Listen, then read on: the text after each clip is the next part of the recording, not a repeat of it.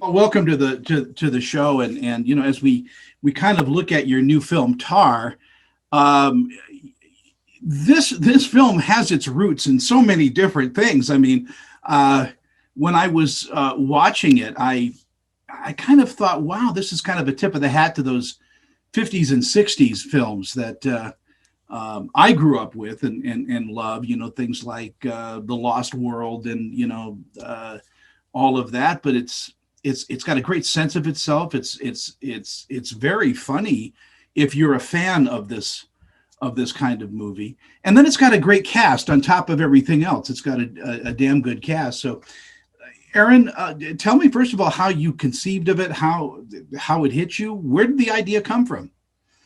Yeah, thanks. I'm glad you picked up on all that because that was the whole goal for making the film is I wanted to make a movie that when I was little, the things that I liked, the things that I'd watch from the old 50s and 60s movies, the creature movies and stuff, to also something that I felt like let's bring a modern take onto what those did. And then the movies I grew up with, like Arachnophobia or The Fly, things like that, that I'd watch over and over again because I just thought they were so cool, developed characters well, and created a new world while they never took themselves too seriously. And that's what we did with this. I grew up in LA, so the La Brea Tar Pits were always a strange thing to me. I also grew up with Indiana Jones, which was like the coolest thing in the world. I'd watch those Blu-rays or DVDs, whatever it was, all the time because they were like, I wanted to be an archaeologist and a filmmaker. So then the Tar Pits were that place. We'd go in school, we'd go look at this, and I thought, man, this place is so weird. So then when we had the opportunity to make a film around this, I came up with the characters, the setting, and then Tim Nuttall and I, the co-writer, we decided let's do something about the tar pits and the world underneath and what could happen there. And then we found a true legend, a Native American legend that's about this very thing. So we incorporated that into the film as well. I think the last time anything was shot at the La Brea Tar Pits was The Last Action Hero with Arnold Schwarzenegger. I mean, no one thinks about the tar pits, and so that first got me. I was just laughing my butt off because what a great concept.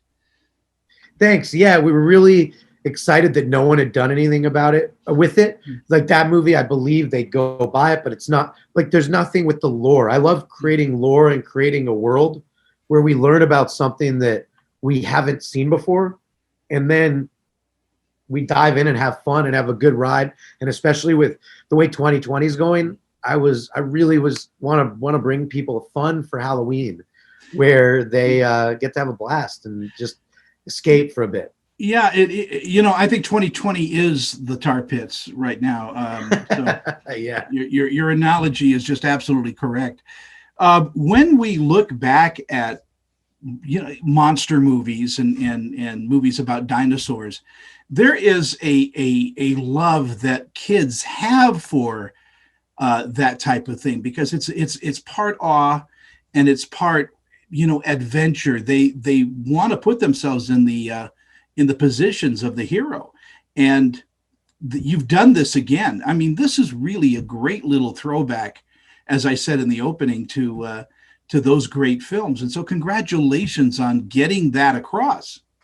thank you. I'm really glad you nailed what we're going for and that's actually also why I wanted the cast that we got, because there's a few actors that I grew up watching in film school or as a kid, like Graham Greene and Timothy Bottoms, who and Max Perlich and some the other, like I wanted this cast to also be not what you would expect in like a creature movie or a thriller or an adventure movie. People that you maybe wouldn't expect, but I really think are amazing actors. Graham Greene is one of my not just one of my favorite actors. He's one of my heroes because he is just so mellow, and nobody says a line like Graham Greene does. You can have 5 different actors, and Graham Greene will hit this line in such a different way and a pace. And yet, I mean, he's been in Maverick. He's been, he was just in Wind River that was filmed out here in Salt Lake City. Such a good movie. He is, just one of those guys that you can just hand a script to, and that he's going to give you the performance of a lifetime. And you have him playing a homeless guy in this. Yeah, a homeless guy with wink, wink, other things going on. Yeah. So the with Graham, it was amazing to work with him. And when people see the film, I think you'll see what he brings and how special it is. And I learned a lot from him because I'm not someone who just says, "Here's the script, and you've got to do exactly this, this, and this." If we can come up with something more unique, or you have a different way, a take on it, by all means, you've been doing this longer than I've been alive, so I want to hear what you have to say. And he brought so much more to his character in the film than I could have ever imagined. Well, as an actor, he knows the difference between comedy and satire. They're not the same, and he knows how to portray both. Yes, and as he said, we want this to be a fun ride with some scares and thrills, but just be fun where everyone can go see it, where it's not something that you have to be 18. You don't. It's fun for everyone. And he was like, so we want to be fun, and we want to have a blast. We want to joke and scare people, and also make sure they're just having a fun time throughout it.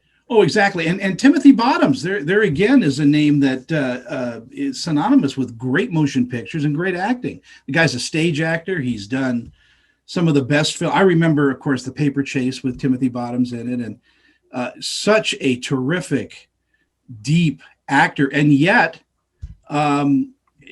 this movie just kind of brings out a different side of him that we haven't seen in a long, long time. That's what I wanted, is just like you said with him. And it was a really cool little story why he did it. He wasn't going to do the movie. He's kind of in retirement. And he said, I was talking to him and I was like, man, I really want you to do it. We had other people and I really wanted him. I wanted someone who I felt was like, yeah, you haven't seen him in a movie like this. And then he said, I don't know. And then I said, Tim, I want you to play my dad in the movie. Like, you're going to be my dad. And he said, I'm your dad? He hadn't processed it. I'm your dad? You know what? I'll do it. And that was it. And so we get to play father and son, and he agreed because he wanted to play my dad.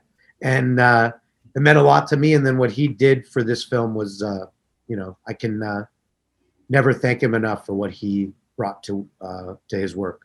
Well, let's talk about the other heroes of this film. I mean, you have a great crew. Have you worked with these people before? I mean, your AD, your grips, all of those people added to this film so greatly.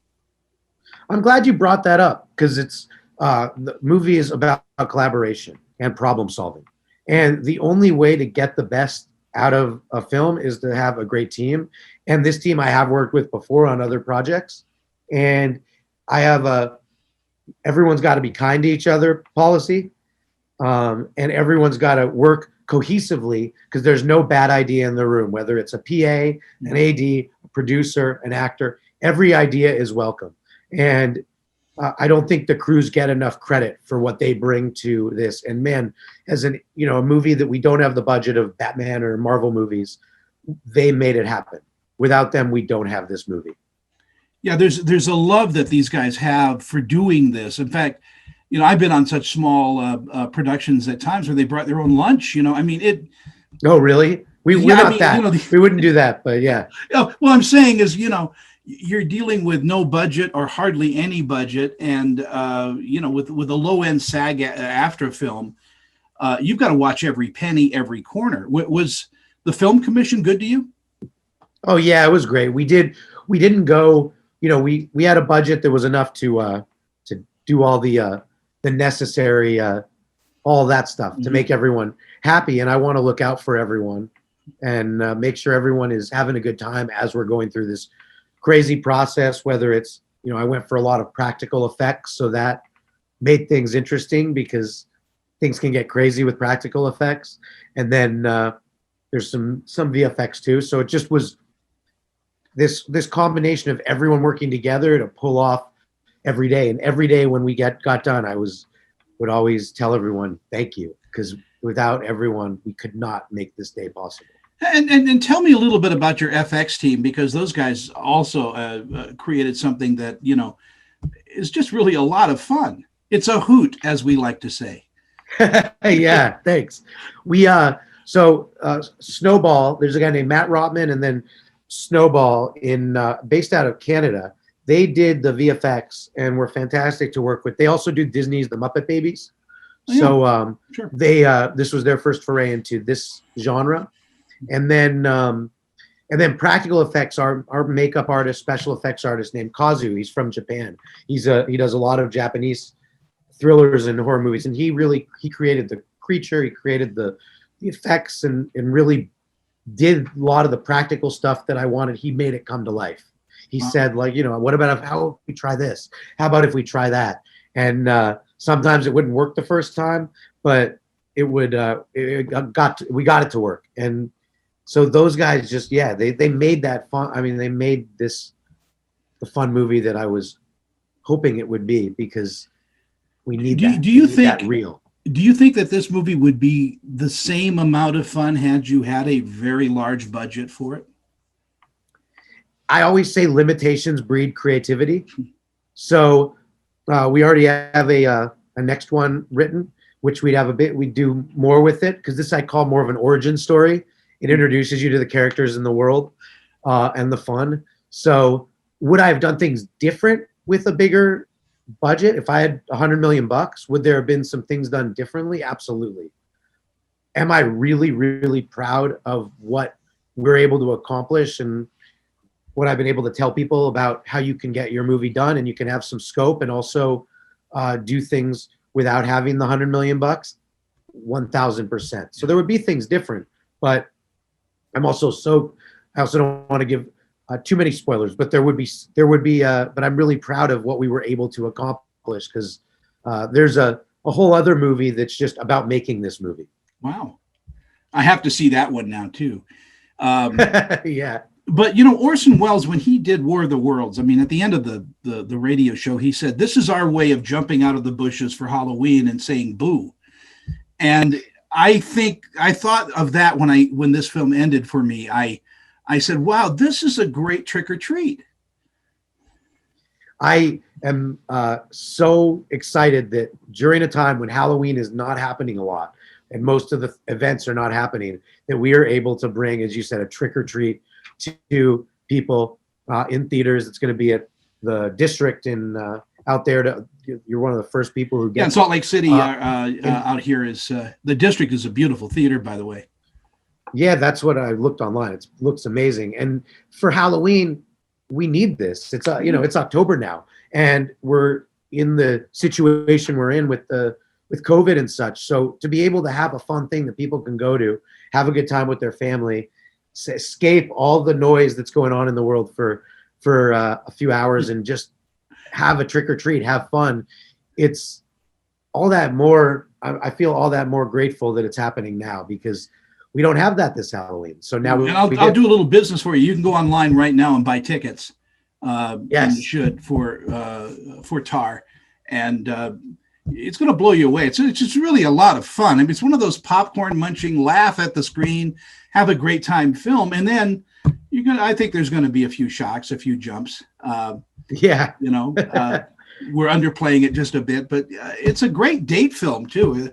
I go back again, taking a girl to a theater and just, having her hang on for dear life is kind of fun. That's what we're also going to be opening in drive-ins too. So that's the idea. Go to the theater if you want to go to the theater. Go to the drive-in if you want to go to the drive-in. Take a date. Take your kids. Go as adult date. Whatever you want, so you can have some Halloween fun, as you said, and to just not have to think about the rest of the stuff going on in the world and just enjoy Halloween. Now, people can't get to the theater to see it. It's going to go online on all video on demand platforms about when? At the end of October, October 20th, it starts there. So right. As we've seen in this era, going to the theater is one of the things you can do, or going to the drive-in. So we're going to be playing throughout Halloween through into November in theaters. And then also, if you're not so comfortable with going out, on demand October 20th. You can pre-order it right now on Apple, or and have a Halloween party at home, Have a Halloween party at home, exactly. Whatever bobbing for French people fries. Feel. French fries, some popcorn, maybe you can pour some dye into your beer and have some orange beer. Yeah, just have fun with that. And if you want to go to the theater, I love the theater experience. It's something that I just think there's nothing that can replicate it. So then go to the theater, and it's playing starting tomorrow. You can buy your tickets now at the district, and yeah, that's it. What's cool about right now too, Tony, is because of the era we're in, we really wanted to make sure that no matter what place you were in with health and what's going on in the country, you could have Halloween fun with Tar. You can have a creepy good time.